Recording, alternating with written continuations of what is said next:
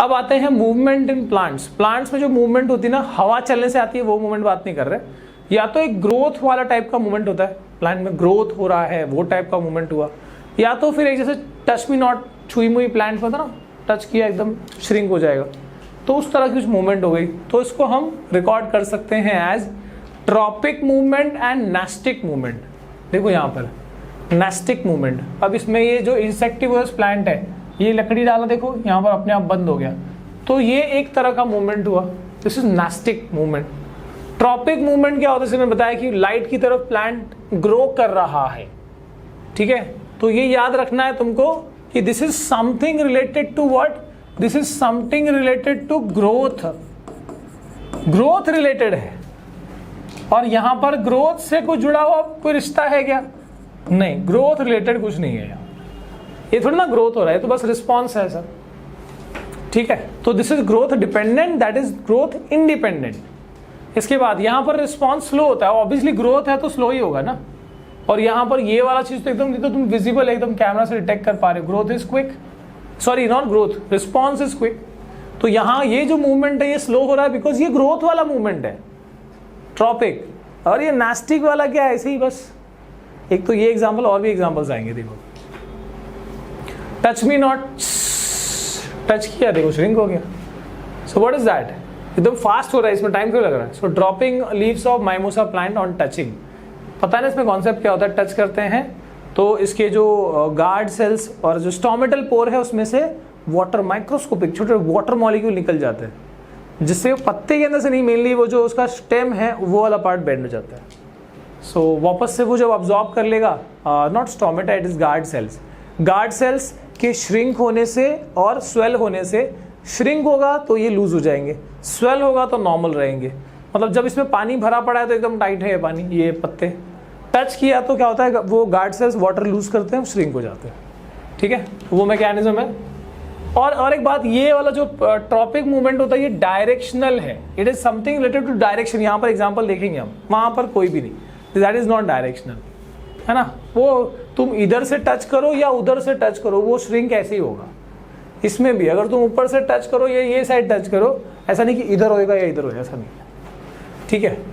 सो directional आप देखेंगे यहाँ पर, ये जो ट्रॉपिक मूवमेंट है उसके टाइप्स देख लेते हैं। सो फोटोट्रॉपिज्म, अगर लाइट के मदद से ये मूवमेंट हो रहा है, ये ग्रोथ हो रही है लाइट की रिस्पॉन्स में, देखो, सो दैट इज फोटोट्रॉपिज्म, ठीक है। अब ये जो स्टेम है ये लाइट की तरफ जा रहा है, तो इसको बोल सकते हो पॉजिटिव फोटोट्रॉपिज्म, जो हिस्सा उस स्टिमुलस के डायरेक्शन में ही जा रहा है, तो दैट इज पॉजिटिव। और ये जो उसके रूट है वो अपोजिट डायरेक्शन में जा रहा है, तो रूट की ग्रोथ को मैं क्या कहूंगा, this is negative phototropism.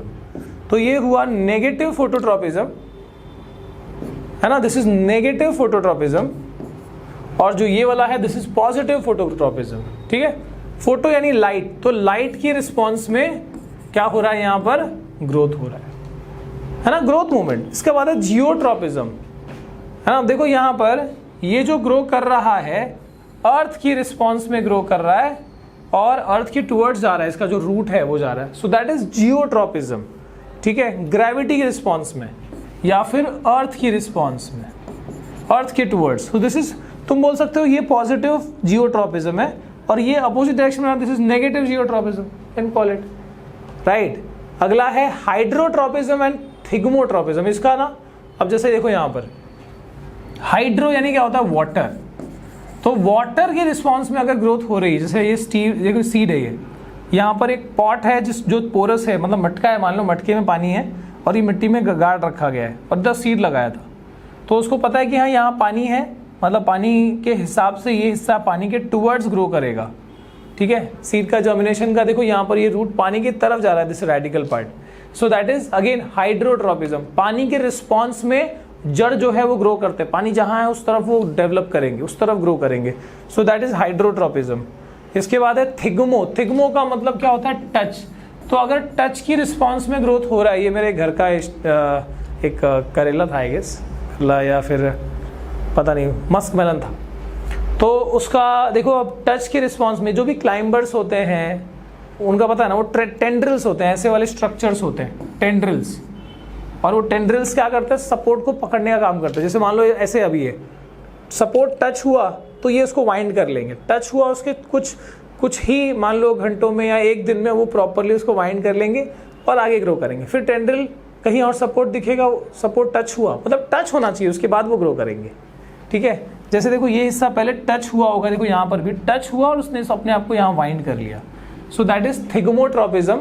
Then we have chemotropism. Chemo मतलब केमिकल की रिस्पॉन्स में, जैसे तुमने पढ़ा होगा यह चीज 8th में भी और 10th में भी आएगा ही वैसे रिप्रोडक्शन वाले पार्ट में, कि जो पॉलन ग्रेन जो होता है उसमें से जो पॉलन ट्यूब निकलती है, वो ट्यूब कहाँ तक ग्रो करती है, वो फीमेल वाला जो ओव्यूल है, ओव्यूल तक ग्रो करती है, बिकॉज उसके अंदर एक फीमेल गैमेट है।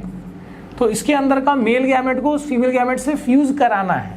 तो एक केमिकल के लिए ये पॉलन ट्यूब ग्रो कर रहा है, एक केमिकल की रिस्पॉन्स में ये पॉलन ट्यूब ग्रो कर रहा है। So this is what, this is chemotropism, growth in response to a chemical.